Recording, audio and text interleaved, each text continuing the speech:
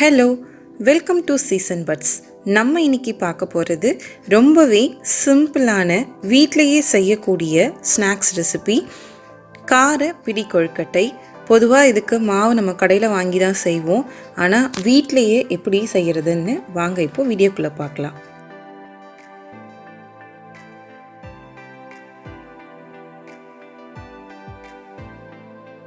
பிடி கொழுக்கட்டை செய்கிறதுக்கு நம்ம வீட்டில் இருக்கிற அரிசியே போதும். அதாவது நம்ம சாப்பாட்டு அரிசி, புழுங்கல் அரிசி 2 கப் எடுத்துக்கலாம். அதை ஒரு பவுலில் போட்டு நல்லா வாஷ் பண்ணிவிட்டு அதை 4 மணி நேரம் ஊற வைக்கணும். அரிசி ஊற வைக்கிறதுக்கு கூடயே நம்ம காய்ந்த மிளகாயும் ஊற வச்சிடலாம். அதுவும் நல்லா ஊறுனா நமக்கு ஃபைன் பேஸ்ட்டாக கிடைக்கும்.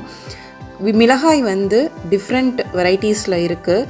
நீங்கள் எந்த மாதிரி மிளகாய் வச்சுருக்கீங்க அதோட தன்மையை பொறுத்து நீங்கள் யூஸ் பண்ணிக்கலாம்.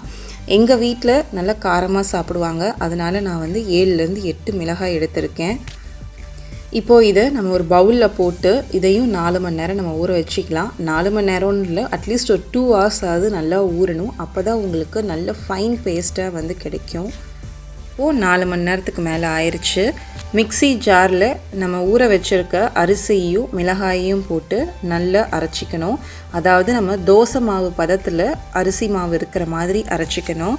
ரொம்ப ஃபைனாக அரைக்கணுன்றது தேவையில்லை, நம்ம தோசை மாவு பதத்துக்கு இருந்தால் போதும். மாவு ரெடி ஆயாச்சு. இப்போது எப்படி ரெடி பண்ணுறதுன்னு பார்க்கலாம். அதுக்கு ஒரு கடாயில் 2 குழிக்கரண்டி எண்ணெய் ஊற்றி, எண்ணெய் நல்லா காஞ்சதும் 1 டீஸ்பூன் இல்லைனா 2 டீஸ்பூன் கடுகு சேர்த்துக்கலாம். கடுகோட ஃப்ளேவர் பிடிக்கிறவங்க 2 டீஸ்பூன் சேர்த்துக்கலாம். நல்ல பொரிய விட்டதுக்கப்புறம் கடலைப்பருப்பு சேர்த்து அதையும் பொன்னிறம் ஆகிற வரைக்கும் வறுக்கணும்.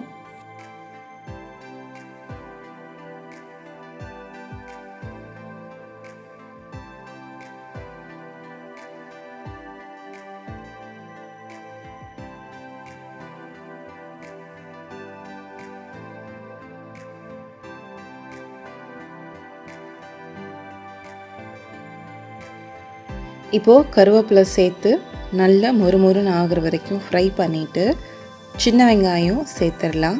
இங்கே நம்ம சின்ன வெங்காயம் பெரிய வெங்காயம் ரெண்டுமே ஆட் பண்ணியிருக்கோம். நம்ம பெரிய வெங்காயம் மட்டும் கூட யூஸ் பண்ணிக்கலாம். ஆனால் இப்போது நிறைய தட்டுப்பாடு இருக்கிறதுனால நான் 2 வெங்காயத்தையும் மிக்ஸ் பண்ணி சேர்த்துருக்கேன். எப்படி இருந்தாலும் டேஸ்ட் உங்களுக்கு சூப்பராக இருக்கும். சின்ன வெங்காயம் ஃபஸ்ட்டு போட்டுட்டு நல்ல ஒரு ஃப்ரை பண்ணிவிட்டு அதுக்கப்புறமேட்டு பெரிய வெங்காயத்தையும் சேர்த்து நல்ல ப்ரௌனிஷ் ஆகிற வரைக்கும் ஃப்ரை பண்ணணும். உங்களுக்கு வெங்காயத்தோட டெக்ஸ்சர் சாஃப்ட் ஆகிற வரைக்கும் ஃப்ரை பண்ணாதான் நம்ம ஸ்டீம் பண்ணும் போது உங்களுக்கு சாப்பிட சூப்பராக இருக்கும்.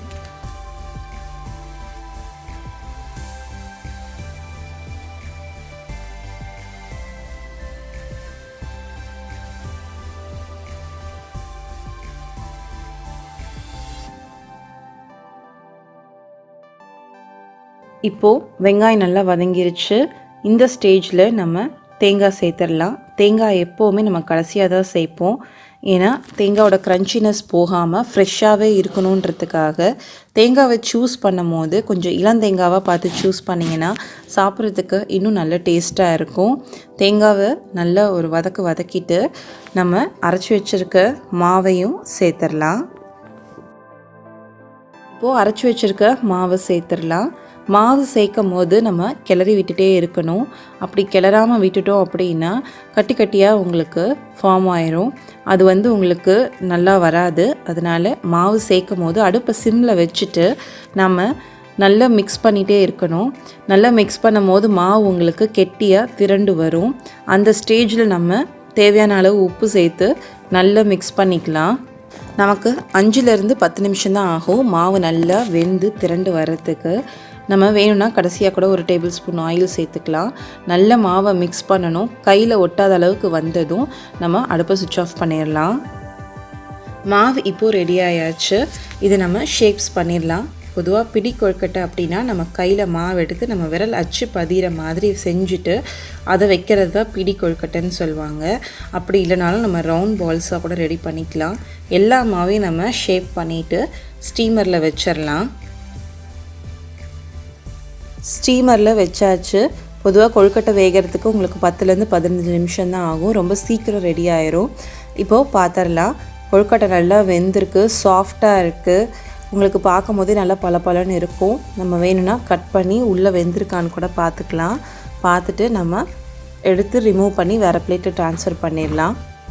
காரமாக கொழுக்கட்டை வேணான்னு நினைக்கிறவங்க நம்ம மிளகாய் போட்டு அரைக்காமல் தனியாக அரிசியை மட்டும் அரைச்சிட்டு வெங்காயத்தோடு நம்ம பச்சை மிளகா அரைஞ்சி சேர்த்து அப்படியும் பண்ணலாம். அதுவும் நல்ல டேஸ்ட்டாக தான் இருக்கும்.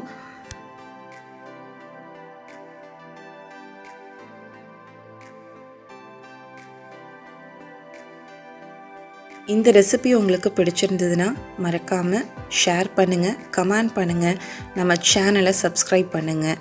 உணவே மருந்து, மருந்தே உணவு, அதுவே நம் பாரம்பரியம். தேங்க்ஸ் ஃபார் வாட்சிங் திஸ் வீடியோ.